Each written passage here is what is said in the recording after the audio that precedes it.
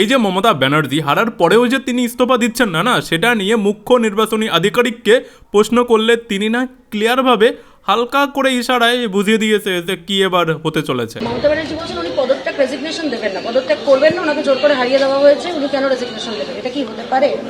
দেখুন এসব জিনিস আমি কিছু বলতে পারবো না। উনি আছেন অনারেবল চিফ মিনিস্টার, উনি যেটা আছে আইনটা সব জানেন, এতবার উনি তো এমপি ছিলেন, ইউনিয়ন মিনিস্টার ছিলেন, সব ছিলেন। আমার বলা কিছু শোভা দিচ্ছে না। যে দেশের সংবিধান যে আছে সুপ্রিম আছে, যে দেশের সংবিধান যে আছে সুপ্রিম আছে। ক্লিয়ার বার্তা বুঝতে পারলেন তো? দেশের সংবিধান আছে, সুপ্রিম আছে। তো যে কোনো মুহূর্তে মমতা ব্যানার্জিকে এবার সোজা সবটা ওই যে বলে না যে চরণের আশীর্বাদ দিয়ে তাকে সরিয়ে দেওয়া, এবার মনে হচ্ছে সেটাই করা হবে।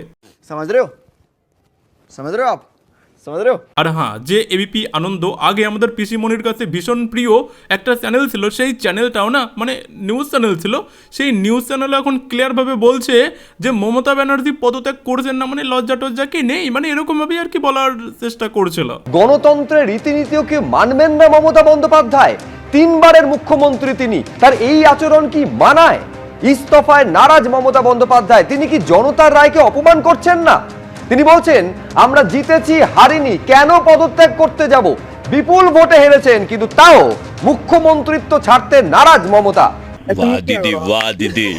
দেখুন আমাদের পিসিমণি গত 24 ঘন্টায়, মাত্র গত 24 ঘন্টায় যে সিনগুলো ক্রিয়েট করেছে এবং চারিদিকে যে মাহল তৈরি হয়ে গিয়েছে, পিসিমণি মনে হচ্ছে খুবই তাড়াতাড়ি খুব দুর্দান্ত একটা পাঞ্চ খেতে চলেছে।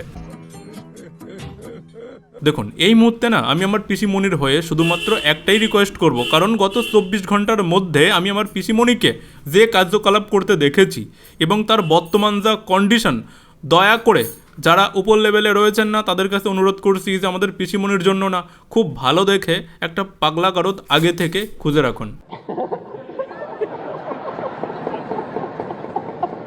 আর হ্যাঁ, পিসিমণির কোয়ালিটি যদি ঠিকঠাক পাগলা কারোদ না পাওয়া যায় না, তাহলে আমি বলবো যে অনুব্রত কাকা যেখানে ছিল না, অনুব্রত কাকা কোথায় যেন ছিল, দিল্লির তিহারে না কোথায়, সেখানে যদি ঠিকঠাক হয় তাহলে সেখানেও একটা অপশন ভাবা যেতে পারে। সুটিয়ে লাল করে দেবো, নোংরামি বার করে দেবো।